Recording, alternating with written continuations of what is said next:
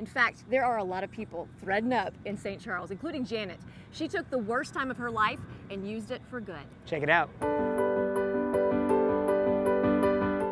So our house was typically the house that everybody always wanted to be at because my mom was fun, she loved to make people laugh, lighthearted, just the life of the party. So we found out on Christmas Eve day in 2008 that she had pancreatic cancer. The doctor basically said that my mom would maybe have 6 months to live. And it was just so devastating. The first thing that I did, because I'm the fixer and the doer and I want to make everything okay, I got online, which was probably the biggest mistake of my life, because in getting online and Googling the words pancreatic cancer, what I found was nothing but gloom and doom. There was no hope given, and the more I looked, the worse it got.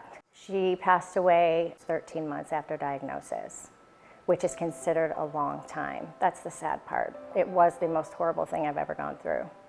I actually was very sick myself, was diagnosed with post-traumatic stress syndrome.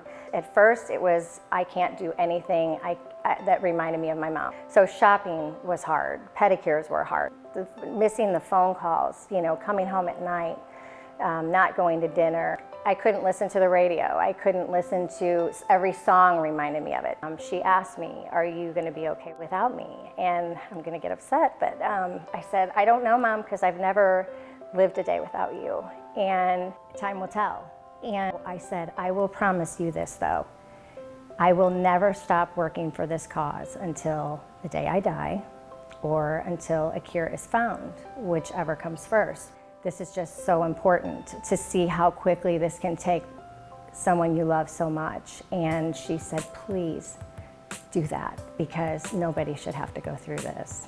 That was probably one of the most important conversations that we had, because a promise is a promise and life gets busy. And there have been times that you feel like I can't take it all on and I can't, do all of this work. But I would never, in a million years, there are many things I would give up, but I would never give up my quest to help people and families. And I've had friends whose parents have been diagnosed with pancreatic cancer that I've been able to help. And I wouldn't have been able to do any of that had it not been for this experience. So while it's hard to say that good comes out of bad, it truly does. So I've been involved with the Pancreatic Cancer Action Network, but I also am a member of our grief ministry at church. We had nobody to tell us what to expect, what the next steps were.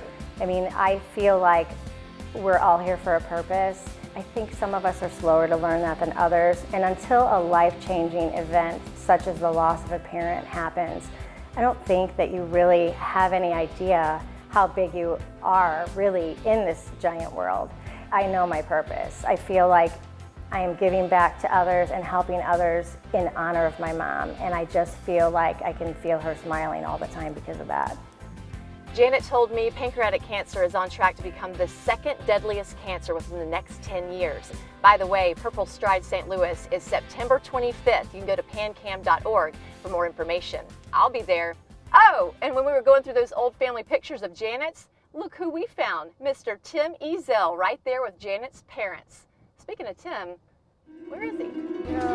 There's got to be a place in St. Charles where I can showcase my skills. I mean, what if there was a place to combine bumper cars, basketball, and lacrosse? Now that would be my game. This week's Thread Up story is brought to you by Securus Circle of Advisors.